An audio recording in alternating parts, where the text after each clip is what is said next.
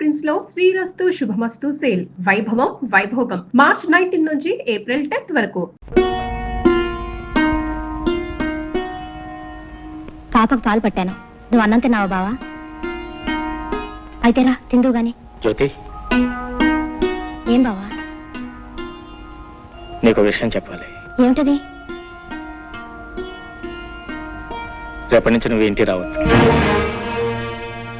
బావా? అవును జ్యోతి, నువ్వు రోజు ఇంటికి వస్తున్నావు. నా బిడ్డకు తల్లి లేని లోటు. నిజానికి నీకు నేను ఎంతో రుణపడి ఉన్నాను.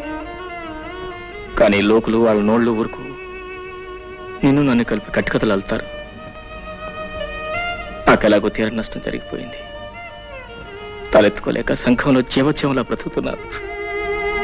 నా వల్ల కానీ నా బిడ్డ వల్ల కానీ నీ బ్రతుకు ఎలాంటి కష్టం కలగకూడదు. నీ భవిష్యత్తుకి ఎలాంటి నష్టం జరగకూడదు. నీ పెళ్లికి ఎలాంటి అంతరాయం కలగకూడదు.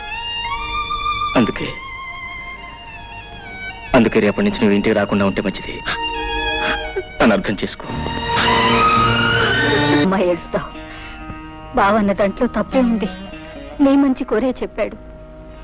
పాప ఆఫీస్ చేసిన పని వల్ల మనందరం ఏడవలసి వచ్చింది. నేను వెళ్ళకపోతే బావ ఒకడు పాపను ఎలా చూసుకుంటాడు? దానికి ఏ టైంకి ఏం కావాలో అన్ని అమర్చి పెట్టగలరా? నిజమే, కానీ మనం ఏం చేయగలం? పసిబిడ్డ నువ్వు చూసుకోలేవు బాబు, నేను తీసుకెళ్తానంటే నా మాట విన్నాడా? ఇదంతా మన కర్మ.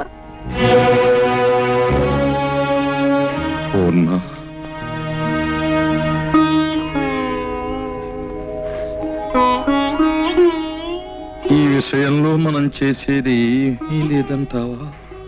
ఏముంది, అది చేసిన పనికి జీవితం అంతా ఏడవడం, మనవరాళ్ళు కూడా ముద్దాడుకోలేని దౌర్భాగ్యానికి కుమిలిపోవడం. ఈ జరిగిన పొరపాటులు కొంత బాధ్యత నాది ఉంది పూర్ణ. మీ బాధ్యత? అవును. అతనికి మన అమ్మాయి తగింది ఎంత మాత్రం కాదు అని నువ్వెన్నిసార్లు చెప్పినానే వినిపించుకోలేదు. పెళ్ళయ్యాక దాని గుణం మార్చుకుంటుంది అని ఆశపడ్డానే కానీ ఇలా మనకందరి గుండెల్లో చిచ్చు రగులుస్తుంది అనుకోలేదు. జరిగిన పొరపాటును దిద్దుకోవాలి. మన అల్లుడికి న్యాయం జరిగిపోయింది. అతనికి న్యాయం చెయ్యాలి. ఎలా? ఏం చేస్తారండి?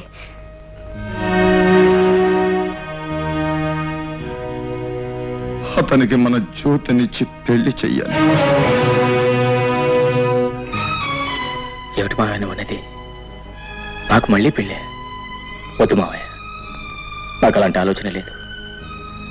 నాతో కలిసి 7 అడుగులు వేసిన మనిషి, నాతోనే జీవితాంతం గడుపుతాన్న మనిషి మధ్యలోనే మాట తప్పి వెళ్ళిపోయిన తర్వాత మళ్ళీ ఇంకో బంధం ఎందుకు మావయ్య?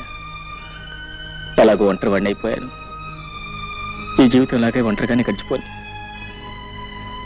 నా జీవితం ఆరిపోయిన దీపం లాంటిది. ఇక ఏ జ్యోతి తిరిగి వెలిగించలేదు. లేదు బాబు, మా జ్యోతి తప్పకుండా నీ జీవితానికి వెలుగునిస్తుంది. వద్దు మావయ్య, జ్యోతికి వేరే ఏదైనా మంచి సంబంధం చూసి పెళ్లి చేయండి. నా మాట వినండి. మా మాట కూడా కాస్త విను పాపు. కన్న పాపానికి మేము, కట్టుకున్న నేరానికి నువ్వు, తోడపుట్టిన దురదృష్టానికి దాని చెల్లెలు అందరం బాధపడుతున్నాం. అది గడప దాటిన క్షణం నుంచి నీ మావయ్య కానీ నేను కానీ కంటి నిండా నిద్రపోయావా, కడుపు నిండా తిండి తిన్నావా? ఒక్కళ్ళ మొహాల్లోనైనా కనీసం చిరునవ్వు కనిపించిందా? ఎవరికీ మనశ్శాంతి లేకుండా ఎంతకాలం ఇలా? అది పెట్టిన చిచ్చు కన్నీళ్లతో ఆరిపోయేది కాదు బాబు. నా మాట విను. నువ్వు మా జ్యోతిని పెళ్లి చేసుకుంటే దీనికో తల్లి దొరుకుతుంది, మాకు మనశ్శాంతి దక్కుతుంది. అల్లుడు, నువ్వెవరివో ఎక్కడ వాడివో అయితే ఇలా అడగడానికి నాకు నోరు వచ్చేదే కాదు. కానీ మేనల్లుడుగా రక్త సంబంధం ఉన్న మనిషిగా అడుగుతున్నాను. కాదను. మావయ్య, నువ్వు చిన్నవాడివి, ప్రార్థించకూడదు. నేను పెద్దవాడిని, ప్రాధేయపడకూడదు. కానీ ఇప్పుడు ఆ రెండు చేస్తున్నాను. ఇవి చేతులు కావలుడు. మావయ్య, అలాగే మీ ఇష్టం వచ్చినట్టు కానివ్వండి.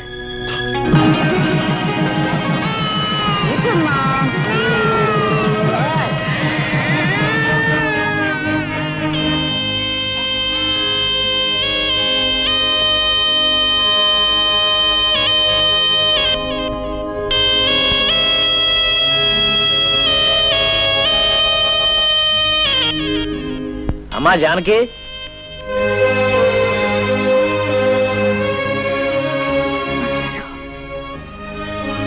ఏమ్మా కులాసయ్యనా? తాలూకా ఆఫీసులో పనుండి వచ్చాను. ఏదో నువ్వు ఇక్కడ ఉంటున్నావు కదా, ఓసారి చూసి పెడదామని వచ్చా.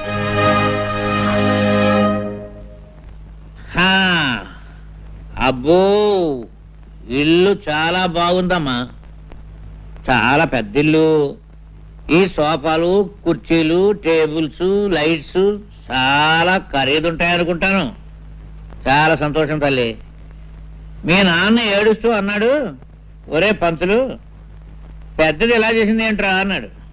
నేనన్నాను, ఊరుకోరా పిచ్చోడా, అదేం తెలివి తక్కువది కాదు, ఏదో గొప్పతనం లేదే ఇంత పని చేస్తుందా అని నేనన్నాను.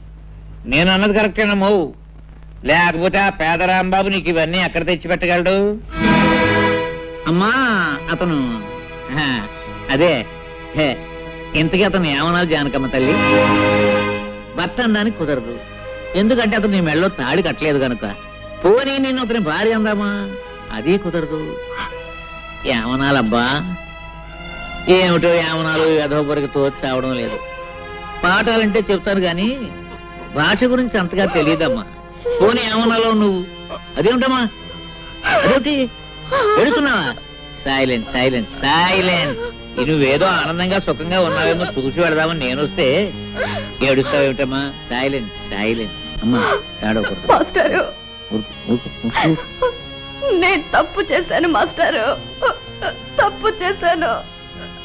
చచ్చా ఏడవకమ్మా, చేసిన తర్వాత తప్పని తెలిస్తే ప్రయోజనం లేదమ్మా. చూడమ్మా, నీకు గుర్తుందో లేదో, నీ చిన్నప్పుడు చదువుకునేటప్పుడు వేమన శతకంలో ఓ పద్యం, కులములోన ఒక్క గుణవంతుడుండిన కులము వెలయు వాని గుణము చేత. ఆ పద్యం నువ్వు తప్పు చదివితే నిన్ను నేను బెత్తంతో కొట్టాను. మరుసటి రోజు కరెక్ట్గా అప్పచెప్పావు. కానీ నీవు ఇప్పుడు పెద్దదానివి, బెత్తంతో మందలించవలసిన వయసు కాదు నీది. సరిదిద్దడానికి వీలున్న తప్పు కాదు నువ్వు చేసింది. అది పద్యం, ఇంకోసారి చదివితే వస్తుంది. కానీ ఇది జీవితం. ఇంకో జన్మ ఎత్తితే గాని చేసిన పొరపాటు సరిదిద్దబడదమ్మా. ఈ జన్మకింతే. Silence silence. అమ్మా మాస్టారు బాగున్నారా మాస్టారు?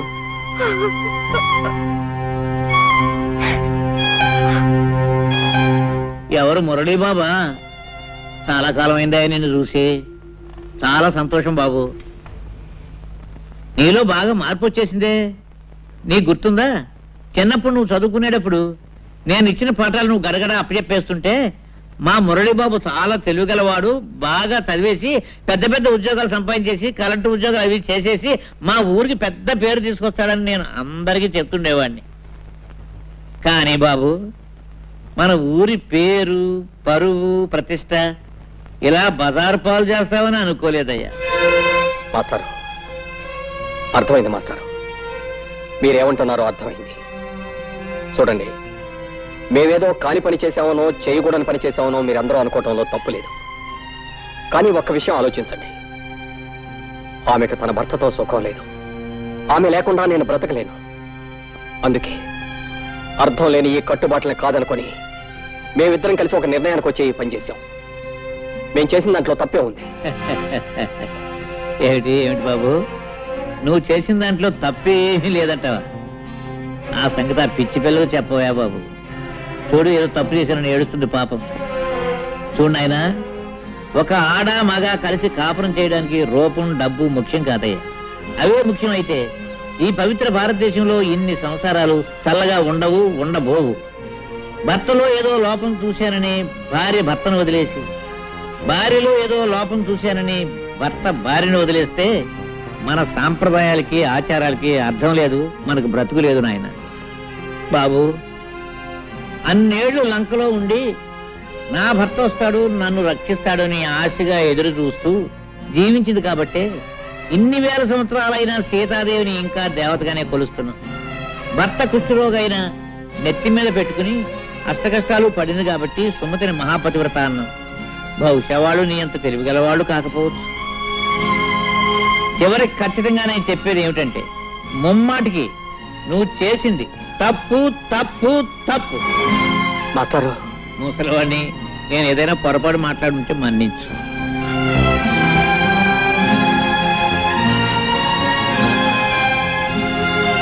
వస్తానమ్మా. మాస్టారు, నేను మీ కూడా వచ్చేస్తాను. నన్ను మీతో పాటు తీసుకెళ్ళండి మాస్టారు, తీసుకెళ్ళండి.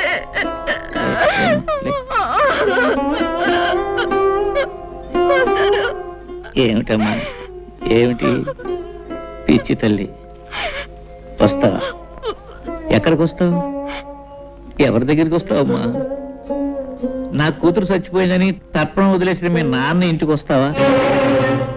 తప్పు చేసిన నిన్ను మళ్ళీ ఎప్పుడూ ఆ ఊళ్ళో అడుగు పెట్టకూడదని వెలేసిన ఆ ఊరికి వస్తావా?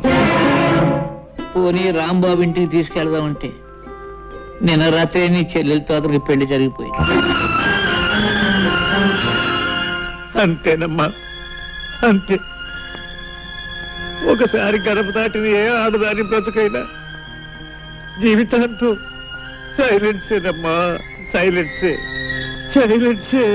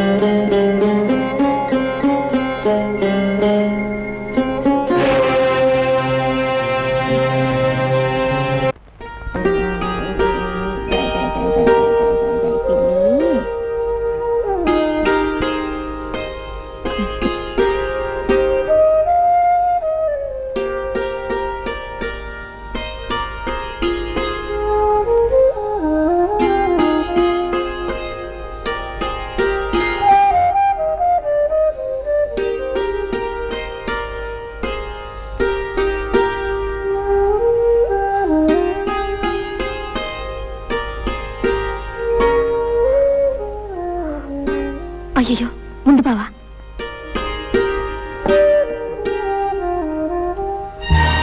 ఈ గదిలో ఒక్కగానే ఉంది, ఒక ఫ్యాన్ కొనుక్కోవచ్చుగా.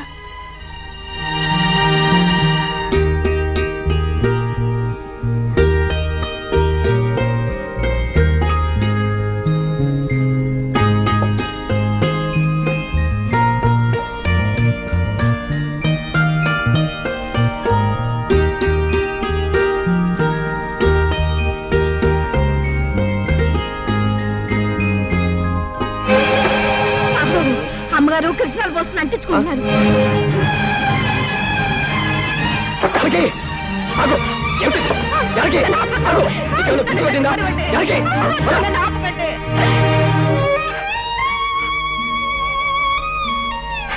అయిన వాళ్ళందరినీ కాదనుకొని నాతో వచ్చింది చచ్చిపోవటానికి. ఆ జానకి కాదు, కానీ గడప దాటినాడే నేను చచ్చిన దాంతో సమానమని తెలుసుకోలేకపోయాను.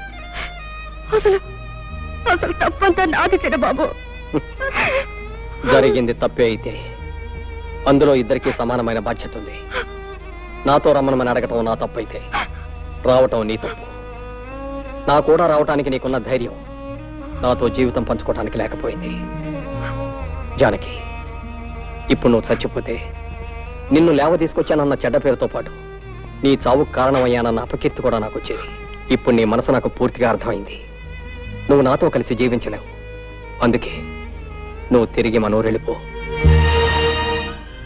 ఎక్కడికి వెళ్ళను, ఎవరింటికి వెళ్ళను. ఎవరింటికి వెళ్ళక్కర్లే జానకి. ఊరు బయట ఉన్న తోటలో నాకు చిన్న ఇల్లు ఉంది. అందులో నువ్వు సుఖంగా ఉండటానికి అన్ని ఏర్పాట్లు చేస్తాను. నీ వాళ్ళెవరో నీతో మాట్లాడకపోయినా కనీసం కళ్ళెదురుగా అయినా కనిపిస్తారు.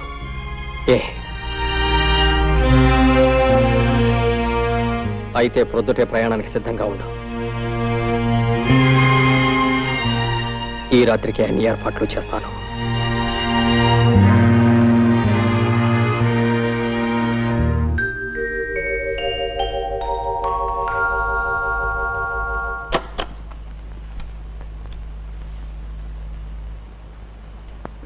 నేను వెళ్తున్నా చిన్నబాబు, నేను వెళ్తున్నా చిన్నబాబు.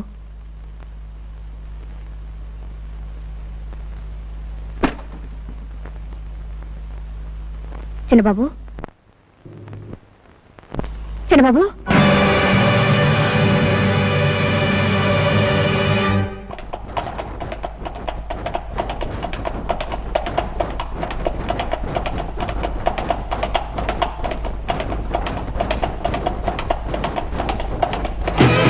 చూడవే ఆ ముద్రస్తుడికి వస్తుంది. దాని మొహం చూస్తే ఆ పాపాలన్నీ మనకి అంటుకుంటాయే. అది చూడకండి, ఇది తిరగండి.